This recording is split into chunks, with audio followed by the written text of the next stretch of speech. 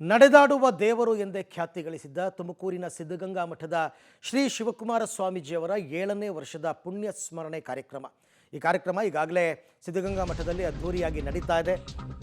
ಸಾಕಷ್ಟು ಸಂಖ್ಯೆಯಲ್ಲಿ ಭಕ್ತಾದಿಗಳು ಸೇರಿದ್ದಾರೆ. 7ನೇ ವರ್ಷದ ಪುಣ್ಯ ಸಂಸ್ಮರಣೋತ್ಸವ ತುಮಕೂರಿನ ರುದ್ರಾಕ್ಷಿ ಮಂಟಪದಲ್ಲಿ ಶ್ರೀಗಳ ಪುತ್ಥಳಿ ಮೆರವಣಿಗೆ ಆರಂಭವಾಗಿದೆ. ಸಿದ್ಧಲಿಂಗ ಸ್ವಾಮೀಜಿಗಳ ನೇತೃತ್ವದಲ್ಲಿ ಈ ಮೆರವಣಿಗೆ ಈಗ ಆರಂಭ ಆಗಿರತಕ್ಕಂಥದ್ದು.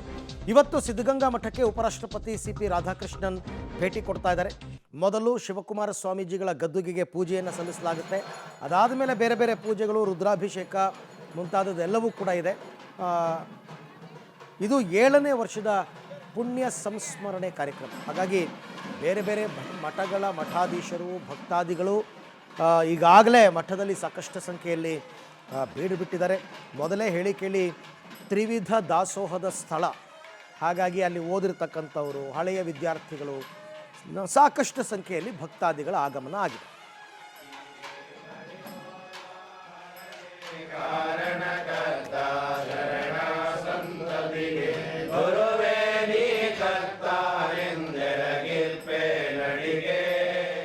ನಡೆದಾಡುವ ದೇವರು ಶಿವೈಕ್ಯ ಶಿವಕುಮಾರ ಮಹಾಸ್ವಾಮೀಜಿಗಳ 7ನೇ ವರ್ಷದ ಪುಣ್ಯ ಸಂಸ್ಮರಣೋತ್ಸವ ಇವತ್ತು. ಅದರ ಹಿನ್ನೆಲೆಯಲ್ಲಿ ಇವತ್ತು ರುದ್ರಾಕ್ಷಿ ಮಂಟಪದಲ್ಲಿ ಶ್ರೀಗಳ ಪುತ್ಥಳಿಯ ಮೆರವಣಿಗೆ ನಡೀತಾ ಇದೆ. ನೋಡಬಹುದು, ರುದ್ರಾಕ್ಷಿ ಮಂಟಪದಲ್ಲಿ ಶಿವಕುಮಾರ ಮಹಾಶಿವಯೋಗಿಗಳ ಏನು ಮೆರವಣಿಗೆ ಈಗ ನಡೀತಾ ಇರುವಂತ ನೋಡಬಹುದು.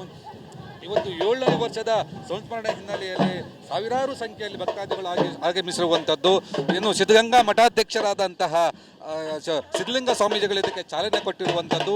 ಬೇರೆ ಬೇರೆ ಮಠದ ಶಿವಯೋಗಿಗಳು ಕೂಡ ಇದರಲ್ಲಿ ಇರುವಂಥದ್ದು. ಈಗ ರುದ್ರಾಕ್ಷಿ ಮಂಟಪದಲ್ಲಿ ಶ್ರೀಗಳ ಪುತ್ಥಳಿಯ ಮೆರವಣಿಗೆ ನಡೀತಾ ಇರುವುದು ನೋಡಬಹುದು. ರುದ್ರಾಕ್ಷಿ ಮಂಟಪದಲ್ಲಿ ಶ್ರೀಗಳ ಪುತ್ಥಳಿ ವಿರಾಜಮಾನವಾಗಿರುವಂಥದ್ದು. ವಿವಿಧ ವಾದ್ಯ ತಂಡಗಳ ಮೂಲಕ, ಏನು ರಂಗಕಲೆಯ ಮೂಲಕ ಏನು ಮೆರವಣಿಗೆ ಆಗ್ತಾ ಇರುವಂಥದ್ದು.